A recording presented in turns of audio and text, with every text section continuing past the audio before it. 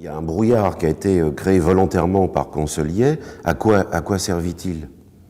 Il ne faut pas oublier quand même Parce que beaucoup d'alchimie, c'est une tradition quand même relativement régulière depuis Basile Valentin, Irénée Philalèthe, etc., que les alchimistes restent anonymes. C'est une tradition qui va au-delà d'ailleurs de la tradition alchimique, puisque, disons, au Moyen-Âge, on considérait que l'ouvrier devait s'effacer devant son œuvre.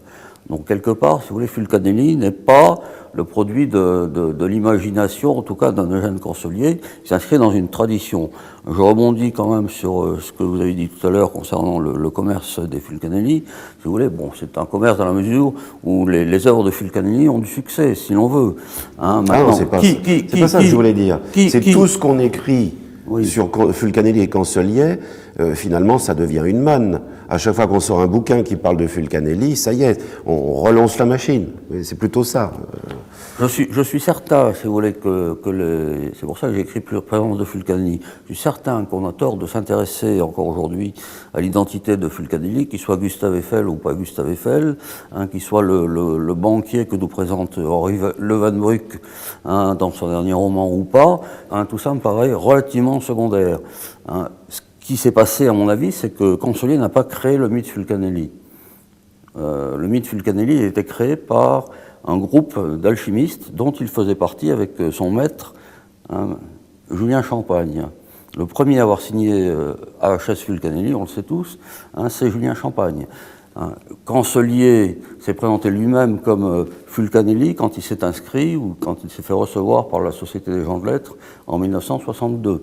Donc on a déjà là deux Fulcanelli. Bon, la question qu'on peut se poser légitimement, si on veut absolument chercher à identifier Fulcanelli, ce qui me semble relativement secondaire encore une fois, c'est s'il y avait donc ce troisième homme derrière Julien Champagne, Eugène Consolier, Dujols, pourquoi pas, ou d'autres, sans doute. Mais tout ça, c'est relativement secondaire. Ce qui compte dans les Fulcanelli, c'est l'œuvre. C'est quand même l'alchimiste du XXe siècle ou du XIXe siècle qui est le plus traduit dans le monde. Il y a une traduction du Mystère des cathédrales en japonais. Encore récemment, si vous voulez, Fulcanelli a été traduit en suédois. Et Consolier, si vous voulez, dans cette affaire, il a été le maître d'œuvre en quelque sorte. Et lui-même est traduit aujourd'hui dans de nombreuses langues, occidentales en tout cas. Donc je pense, si vous voulez, que quand on parle de l'héritage de Consolier, il faut considérer l'œuvre de Fulcanelli et ne pas s'attarder trop sur le mythe Fulcanelli. Oui, alors, que Consolier effectivement, je vais me permettre de rebondir là-dessus. Que Consolier effectivement a développé, mais après coup, si vous voulez. Mais je vais vous redonner la parole, bien sûr, Cédric Manu, mais c'est secondaire pour vous, et évidemment que c'est secondaire, mais pour tout le commerce littéraire qui a été fait après, dans les successions, les pseudo-successions Consolier, c'est pas secondaire du tout. Au contraire, c'est constamment glosé. Et justement, ça crée un brouillard pour finalement délayer l'essentiel. On est bien d'accord.